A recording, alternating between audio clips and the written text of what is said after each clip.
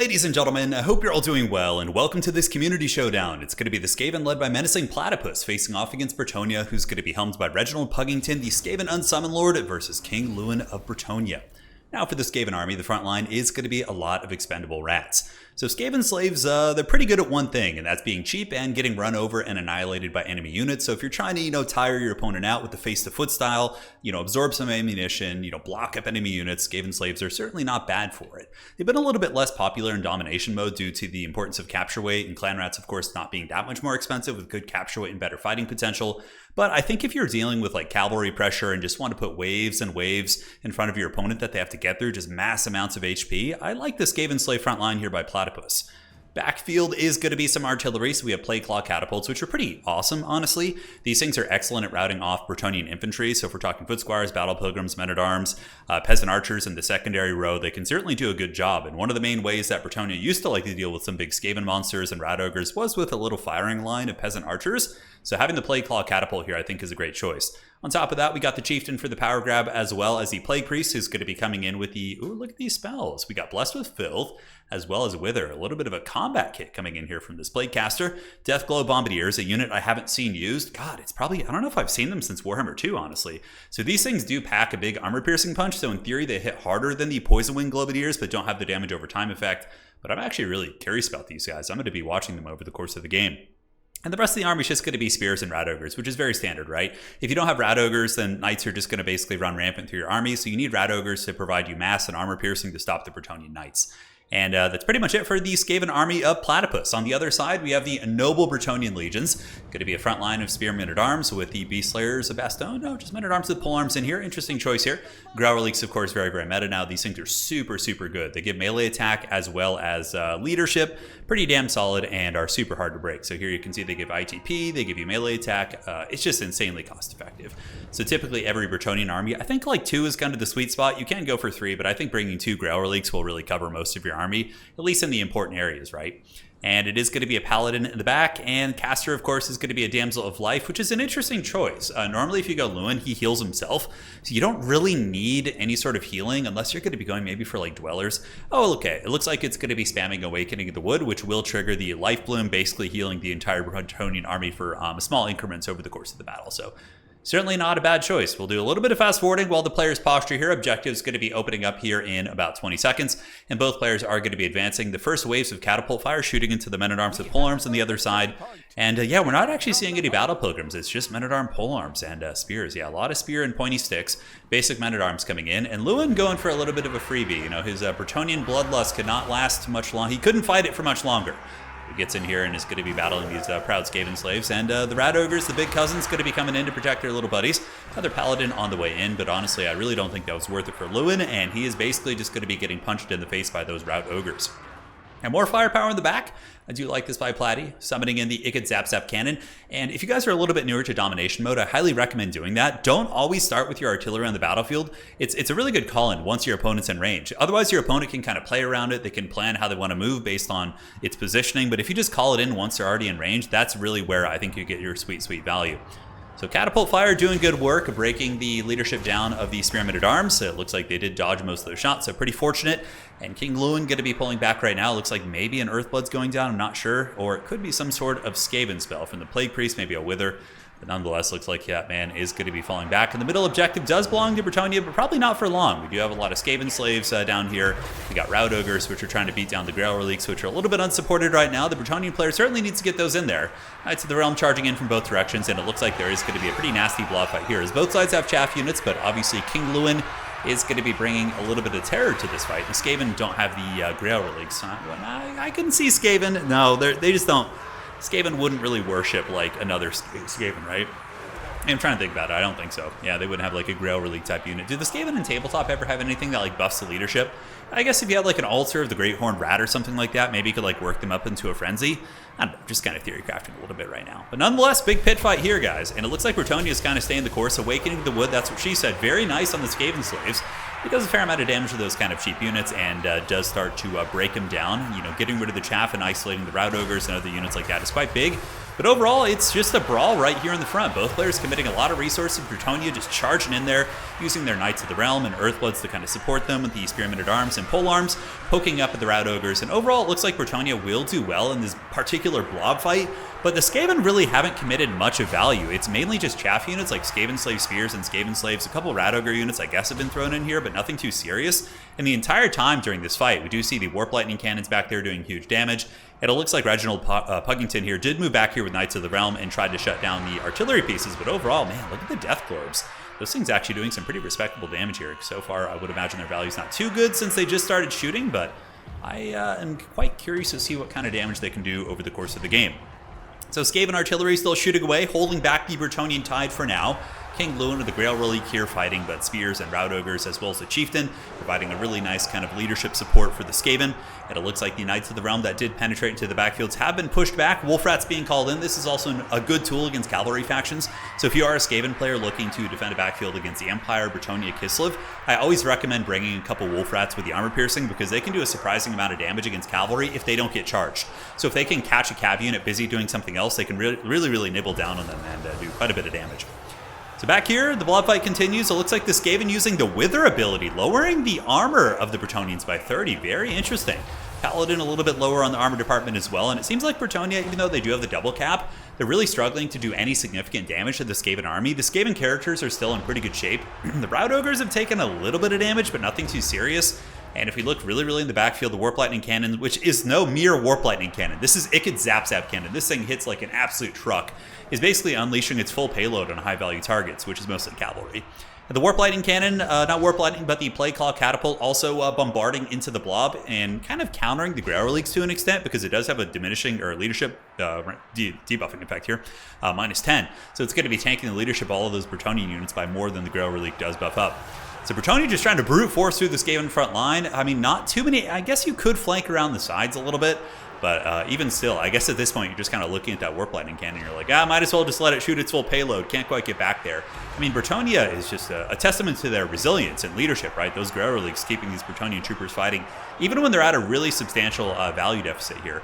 Currently, it's about 6,000 to 3,000 with healing taken into account, maybe like 3,800. But yeah, it's going to be very tough. I think the Skaven are going to be able to kind of push back the Bretonnians eventually here and probably reclaim that center objective. And once again, just like we talked about in the backfield, you see Wolf Rats being called in as kind of a countermeasure. You don't want to charge them head-on into the Knights of the Realm, but if they can find like a unit like this, they're easily going to be able to rip them to shreds. They have pretty damn good armor-piercing values. If you look at them, they do have 10 AP out of their 16 damage, so the majority of their damage from each of those models is going to be doing a substantial amount of armor-piercing with the numbers taken into account, not individually speaking. So the Rats holding quite valiantly once again, Awakening the Wood going down, and that is going to be healing the entire Bretonnian army for a little bit of HP. Bretonnian men-at-arms and peasants pushing through, but the Rout Ogres and Skaven Slaves holding well. This build from Platypus is certainly more similar to like what you would see in like Warhammer 2 Land Battle Skaven. Clan Rats weren't as popular of an infantry choice. Typically, you would see like waves and waves of Skaven Slaves with like a couple supporting Clan Rats. But this is like, yeah, very much like that. We have some Clan Rats, obviously, but a lot of the army is going to be Skaven Slaves and whatnot. So Globadiers ripping in there. Let's see what kind of value they've gotten so far. They've paid for themselves. 900 value, really not bad. It looks like a Paladin has jumped on top of them. So it's not Henri Le Massif, but it is going to be a standard Paladin. So it should be enough to shut down those Globadiers for now. And nice cavalry play here with the Mounted Yeomen. They're going to be bouncing across. But the funny thing about these like little Skaven weapons teams that people often forget is they all have like 100 armor. They're like actually somewhat tanky against like light cavalry and things like that and hounds. They can survive for a second until their buddies get there to kind of help them out. So Bretonnia appear to be doing a little bit of split pushing on the back objective. We actually had some Battle Pilgrims moving up and some basic men-at-arms, but it looks like they've been fended back by the combination of Skaven Slave Slingers, Plague Claw Catapult, debuffing leadership, and just waves and waves of filthy rats. But Bretonnia has held on to the points for quite some time. Currently looking right now, we do see the points looking to be 523 for Platypus, 637 for Reginald Puggington, who has not been able to close the value gap so far. It seems like the Skaven are getting more and more value, but the Bretonnians, with their big terror-causing lord, have been able to kind of punish any overextending Skaven. But I really do love the mix-in of the Eshin Triads. I think Eshin Triads are excellent. Really good unit against, again, I think if you're facing any faction that has big armor, especially armored cavalry. Bretonia, Empire, Kislev, I think having like a couple of those in your army is going to be a staple. Now, Platypus with a good domination instincts, you know, having some routing units nearby, going to be sending them over to grab objective number 3, which is certainly going to be hurting Bretonia. And now we look back towards the middle here. We do see the battle raging on, and I'm really impressed that Bretonia is able to hang in there. And again, they do have healing, which is going to compensate for some of the value difference, and many of the Skaven units will route off the battlefield, so that isn't taken into the value as well. And this is a really, really good play here by Reginald Puggington. Knowing he's behind, knowing he needs a big target, he's going to be taking down the Plague Priest, which is going to be getting rid of the... Oh, man, does that guy just like look straight up like Lord Skrolk? No, that's a Plague Priest. Yeah, I was going to say, they almost look the exact same, but I guess Skrolk has like the big two-handed sensor. Is that thing two-handed as well? Yeah, it kind of is. That looks like exactly like Skrolk. Man, that's trippy how similar they look. I mean, I understood they look similar, but I just look just like them. I was having flashbacks when people used to summon Skrolk as their side character, but now you can't do that anymore. You have to have your lord be your lord. So King Lewin still causing the big routes, but the big cheese has been able to grab the middle. The Clan Rats finally broken through the Bretonnian lines. The last unit standing here for the Bretonnians are going to be the Paladin, a couple Knights of the Realm, which are about to get just absolutely bombarded by these death globes.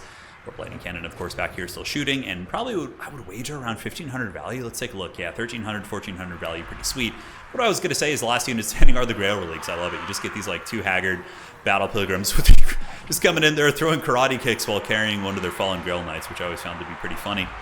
But the middle objective looking to be Vermintide, ladies and gentlemen. I don't see too many Bretonnian units that are going to be able to wrestle this. We do see some mounted yeomen coming in here, peasant mobs, a couple spearmen at arms, but they're all expendable capture weight, and the clan rats are not expendable. Skaven slaves are, but I think there's some clan rats in here. Clan rats, pit fighters of Helm's Deep. In the backfield, we don't see the Bretonnians really putting any objective on number 1. Overall, it just seems like the Bretonnians have kind of run out of steam. They did a really good job holding them back, but this is an easy win for Platypus on 2 objectives right now. In the backfield, we see Defenders of Fleur-de-Lis coming in, but even still, I mean, there are some Eshin Triads back here. And yeah, the Defenders of Fleur-de-Lis would be able to steamroll them, but they would take some casualties in the process. And Platy's just going to be sitting there with those Eshin Triads and just kind of cackling, and most likely will be able to hold on to that objective. Now, looking at the middle, we do see Bretonia reinforcing. Now, let's see what they got. It is going to be Spearmen at Arms. Knights of the Realm coming in. King Lewin Leon Kerr is still alive and in good shape, and that's one variable which Bretonia could maybe get a little bit of a scrap back in this game, is the fact that they have a big terror-causing monster that could rout off lots and lots of Skaven here. Defenders of Fleur-de-Lis on the side point. Going to be getting intercepted and blocked down. Looks like they're doing a very aggressive lance formation dive to try and get into the secondary to take down the Death Globes, which have taken quite a bit of damage this game. I mean, they've been getting pushed non-stop, but a testament to the 100 armor. And honestly, if they can bait cavalry in after them and they don't take much damage in the process, the Rout Ogres come in and counterpunch, and Warp Lightning Cannons just nuking everything, man. The Warp Lightning Cannons have just been absolutely devastating this game. Looks like the Plague Claw Catapults up on the high ground as well was unsummoned and then resummoned here, so it did run out of ammo in its first life. Now we got the second one back in, which is going to be a very, very nice closer unit. Back objective might actually go to the Rats here, so little sneaky Rats have gotten that pressure on that back objective. Mounted Yeomen going to be coming in and diminishing the capture weight here. Platypus could potentially push them off. We'll have to see. More cavalry pressure moving into the middle. It is going to be Knights of the Realm, and somehow, some way, the villainous Bretonia, I hate to say it, but Bretonia are kind of the villains of the meta right now, have put the capture weight on the objective. So we see Reginald Puggington start to flip that objective for a hot second, which is pretty wild for sure. At the back point, Lewin just kind of diving about, not really sure what he's up to. Looks like he's just chasing down characters. So he does get the Chieftain, which is going to be a very strong pick. Anytime you can take down Skaven Chieftains, it's a huge win if you can get them off the battlefield, because they give the Power Grab mechanic, which is +8 leadership. So basically, if Lewin can take down this Chieftain, it's going to lower the leadership of this very tattered Skaven army by -8, which is going to be pretty nuts. It might run off the battlefield. It has a little bit of time. I think that Chieftain's going to rally, and it looks like the Chieftain does end up rallying there in the 4th quarter, which is going to be tough. And how troll is this little Eshin Triad back here, just kind of keeping these Mounted Yeomen honest, which is, I don't know if he even sees them. The Mounted Yeomen are like sitting there and the Triads are on the other side. I don't know if they could actually see that, which is really, really funny. So, middle objective, it looks like it is still owned by the Rats. Bretonia did have a little bit of a moment in the sun where it looked like they might get that. Lance Formation Cavalry going to be heading into the backfield, but honestly, there's just hordes and hordes of vermin here. And it just seems like the Bretonians didn't have the infantry weight to really push through it. We did see the infantry army for Bretonia was very heavily focused on polearms and spearmen and things like that. Maybe if it had been more battle pilgrim focused and just men-at-arms with the sword and board, maybe with some spearmen-at-arms mixed in there, I think that could have been a little bit cost-effective. I can't help but think the infantry corps for Bretonia was one of the big issues that they had here. Nonetheless, the Bretonian players still scrapping pretty hard. Backfield pressure. Reginald Puggington has amazing micro. I don't know if you've seen them play before, but Reginald is an extremely high-level player as well and has some of the best micro out there. But nonetheless, I don't know if good micro is going to be able to save you from this Vermintide here. Middle objective flipping, however. Looks like some of the rats did get routed off by King Lewin. And did the Chieftain come back? It looks like the Chieftain is back. I think he is. Pretty sure we saw him come back before, so he's probably just kind of hiding somewhere in the shadows. And the middle objective is going to be flipping. Could we actually have a close game on our hands, ladies and gentlemen? I didn't watch this replay until this is my first time going through it. And I'm like, man, this looks like it's just over. But suddenly King Lewin just putting this game on his back. And the middle objective might actually be flipping, and there's not too many rats nearby. Puggington with crazy micro here, just running these cavalry around, intercepting all these wolf rats. And now the Bretonnian cavalry corps, look at this, the ride of the Rohirrim, the Bretonnian cavalry moving in and blocking up the Skaven. So they got the double cap. They're both getting pretty close to winning the game, right? Currently, it looks like Bretonnia is got the 2 cap. Oh, wait a second. The sneaky rats with the steel chair. Clan rats in the back. Oh, my God. Like, I was about to say, Bretonnia might be able to use their durability and high leadership to pin the rats off the objective long enough to win on just one. But then these haggard rats in the back, these little heroes, the forgotten rat people, they get back here, they grab the objective, and honestly, that's probably going to be sealing the deal because it might take the rats a little bit of time to get the middle objective back. But in this case, I just think this is too much for Bretonnia. And it looks like there's going to be some battle pilgrims coming out, which will be able to reclaim this objective, but I don't think it's going to be fast enough. Bretonnia, really, their last gambit was to have that charge, pin back the rats, and hold on to the middle objectives here. But overall, I think them getting their back objective ninja'd, I still think Bretonnia probably would have found the rats would have found a way to win considering their value lead, but yeah, this is going to be the nail in the coffin most likely, and we do see Menacing Platypus closing in on 1,300 points, so he's getting there pretty quickly here. King Lewin moving about, Lion Shield active, Globadier fire. Currently, I would wager, let's take a guess, let's say 1,700. Currently only 1,000. Okay, I thought it would have been a little bit more. It seems like they were firing pretty freely here, as they do get a nice little salvo, but they do get run down by the cavalry at the end of the day. Bretonnian Cav still causing a lot of pressure in the backfield, so we do have some mounted yeomen, cavalry here. Looks like they might be able to shut down the Plague Claw Catapult as well. Middle objective does go back to the rats here in just a second, so you're going to be seeing it flip in just a sec. And it has flipped. Back objective, it looks like, is going to be maybe potentially resecured by Bretonnia, but the rats might be able to get some reinforcements over there. There's only so much Lewin can do, and his value isn't going to be crazy because the Skaven army is very low value. It's like mostly chaff units, but his terror routes are pretty invaluable against these rats. Eshin Triads have gotten into the mix, and these are just basic Eshin Triads, and so they're going to be getting their anti-large prison shanks in there, and certainly dragging down the King of Bretonnia. Going to be forced to run right now, so good night, sweet prince. We'll see you on the other side. And with that, ladies and gentlemen, I think the rats are going to do it. They are going to drag down the nefarious Bretonnians. Bretonnia moving in with a couple men-at-arms, but really it's just going to be trickle down as this is a triple cap. We do see the Skaven relinquishing objective number 3. Bretonnia's battle pilgrims going to be taking that one, but there's no way they're going to catch up. GG, well played. It was crazy. It kind of looked like Bretonnia might have a resurgence there, where the rats got terror-rotted off the objective. King Lewin had that epic charge. And maybe if they had held on to their back objective, they might have found a way to win on just one objective in the back with a really, really good scrappy micro. But that was great. Instincts by Platypus. He saw the opening, had a couple of routing units, and was able to grab the objective, which I think was the nail in the coffin, like I said. So looking at value, Catapult 900 here. Let's see what else did very good. Obviously, Ogres did fine. Globadiers with 1,100, which is very, very fun to see. Warp Lightning Cannon was one of the big hard carries for sure. And it looks like it was actually just a second play call Catapult that he had in there. Cool stuff. Lewin obviously was good. The starting army, I don't know how I feel about these expensive polearms. I can't help but think it's more cost effective to go with the spearmen with shields. Just use those as your core. Like these guys you're paying for armor piercing. They're extremely vulnerable against clan rats and Skaven slaves and pebbles and catapults. I think like a pilgrim, like high leadership front line to pin your opponent back might be better. But I don't know. I could be wrong. I'd be really curious. Puggington is an extremely good player. So Puggington, if you're watching this video, let me know the school of thought on the polearms. I haven't had success with him in this matchup. But yeah, you got some secret tech. Let us know. GG, well played. Awesome game by these two top players. I believe this was the grand finals of a recent single faction tournament. So yeah, good stuff. Take care, my friends. See you on the other side. And that's going to be it for tonight.